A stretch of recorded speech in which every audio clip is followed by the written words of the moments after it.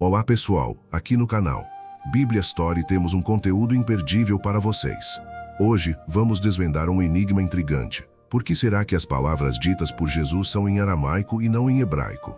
Palavras como Talita Komi, que em hebraico é menina, eu te digo, levanta-te, e Eli, Eli, lama sabachthani, que em aramaico é meu Deus, por que me desamparaste? Apesar das semelhanças nas palavras, o hebraico é um idioma e o aramaico é outro idioma. Mas antes de prosseguirmos, não se esqueçam de se inscrever no canal e deixar aquele like para apoiar nosso trabalho. O povo de Israel sempre falou hebraico, os profetas do passado, os heróis da Bíblia. Na verdade, a Bíblia, em sua grande maioria, foi escrita em hebraico. O idioma original da Bíblia que você tem acesso aí na sua casa é o hebraico. Mas então, como é que o aramaico veio parar entre o povo de Israel e se tornou comum entre as pessoas? Para entender isso, precisamos voltar na história, em uma história bíblica que você certamente vai lembrar, a história de Daniel e seus amigos, Mesaque, Sadraque e Abednego. Eles foram levados cativos para a Babilônia, assim como todo o povo de Judá. Eu falo povo de Judá, porque naquela época Israel estava dividida.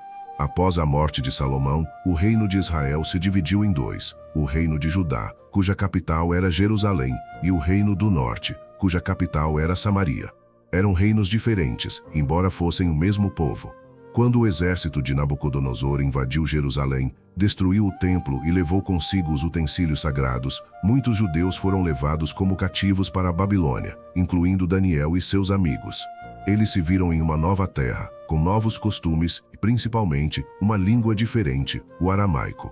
As crianças judias que foram levadas para a Babilônia começaram a usar esse novo idioma, e ao longo do tempo, o aramaico se tornou a língua dominante nas ruas. Os bebês que nasceram e foram crescendo naquele novo país começaram a falar aramaico, e aos poucos o hebraico começou a ser usado apenas como idioma para orações e comunicação em casa. E assim, aos poucos, o povo de Israel perdeu a fluência no hebraico. É por isso que o livro de Daniel, por exemplo, foi escrito em partes em hebraico e em partes em aramaico. Quando Daniel estava na Babilônia, ele precisava do aramaico para poder se comunicar com o povo que já havia adotado esse novo idioma. Outros livros também de profetas pós-exílio têm partes escritas em aramaico, pois o povo de Israel realmente começou a usar esse idioma no dia a dia. Avançando um pouco na história, a profecia se cumpre e o povo de Israel é liberto do exílio babilônico, graças a Ciro, o Grande, que é mencionado na Bíblia como aquele que Deus tomou pela mão, um homem cujo nascimento já foi predito. O povo de Israel foi liberto e muitos retornaram a Jerusalém, trazendo consigo o aramaico como língua comum. E quanto a Jesus? Sim, ele falava hebraico, especialmente quando lia as escrituras nas sinagogas. Por exemplo, ele abriu o livro de Isaías em uma sinagoga para mostrar que aquela profecia estava se cumprindo. Ele leu aquelas palavras em hebraico, pois os textos originais estavam em hebraico. O nome de Jesus, Yeshua, é originalmente em hebraico, e não em aramaico. Entretanto, o Novo Testamento foi escrito em grego, não em hebraico. Mas por que grego?